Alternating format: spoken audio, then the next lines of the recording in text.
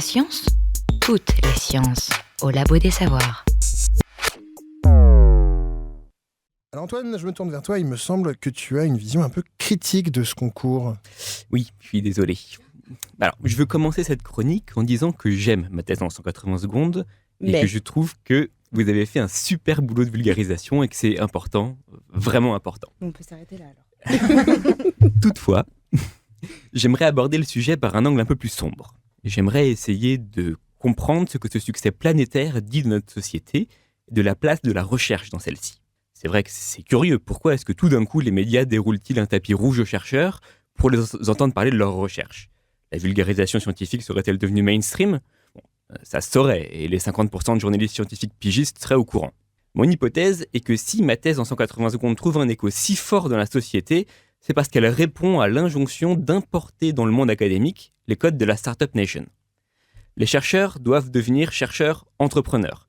Ils passent leur temps à répondre à des appels à projets devant aboutir à de l'applicatif dans les 3 ans, et l'équivalent de 2 fois le budget du CNRS est englouti chaque année par le crédit impôt recherche, cette escroquerie fiscale entre autres utilisée par Sanofi, Carrefour ou la Société Générale pour rémunérer leurs actionnaires. En un mot, ma thèse en 180 secondes a importé le pitch dans la recherche. Et ça, c'est disruptivement correct. Cette notion de pitch a été très bien présentée par Olivier Hertscheid, qui est maître de conférence à l'Université de Nantes sur son blog affordance.info, tant et si bien que je vous en propose une lecture. Ça s'appelle « Va pitcher ta mère ». Alors, pitcher sa thèse, c'est une bonne idée dans une soirée arrosée entre potes. C'est une bonne idée entre camarades de labo ou d'école doctorale. Pitcher sa thèse, c'est un bon exercice rhétorique qui peut permettre aux autres, mais surtout à soi-même, d'y voir plus clair. Mais quand pitcher sa thèse devient système, quand pitcher sa thèse fait système, ce n'est pas simplement un oxymore qui nous est donné à voir et à applaudir. 3 minutes pour au moins 3 ans de boulot. Mais une fracture profonde entre ce qu'est un travail de recherche et ce que la Startup Nation souhaite nous en voir pour en sourire. 3 minutes de gloire avant la galère.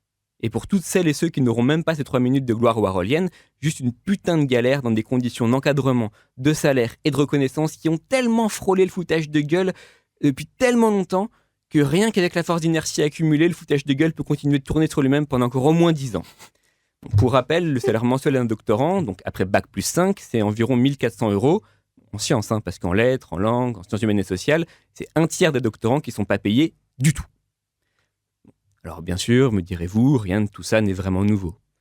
Alors bien sûr, Debord et la Société du spectacle avaient déjà tout écrit et tout décodé.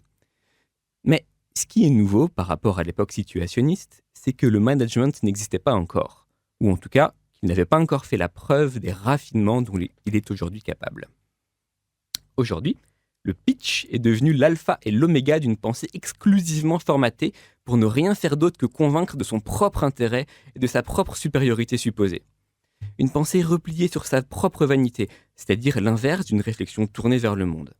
Une pensée magique, à la recherche d'argent magique. Et en rythme, s'il vous plaît. Opaque à danser. Pitcher, ce n'est pas expliquer. C'est surtout pas raisonner. Pitcher, c'est manger et chier en même temps en oubliant l'étape de la digestion.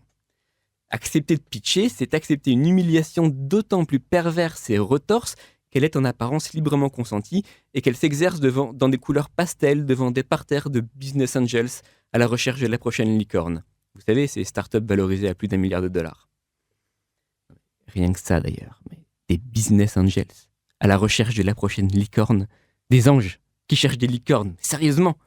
Mais à quel moment est-ce qu'on a collectivement raté l'étape consistant à demander à tous ces gens d'aller consulter en psychiatrie et d'arrêter de fantasmer leur rôle sociétal à l'aune de la rationalité de Télétubbies bloqués au stade anal ? Alors voilà.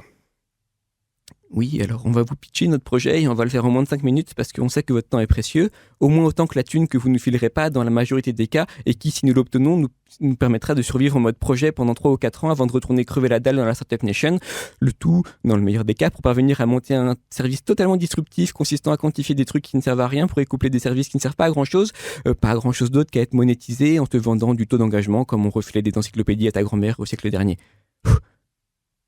Du pain et des jeux. Et des pitchs. Des putains de pitchs. Voilà la fin d'une chronique qui n'a été que partiellement écrite par Antoine, vu que c'est beaucoup de lecture d'un autre auteur. Mais alors, on sent dans la recherche une frustration de sentir cette collusion entre le monde de l'entreprise et le monde de la recherche, qui a été un mouvement politique très fort dans le monde de la recherche en France depuis une dizaine d'années.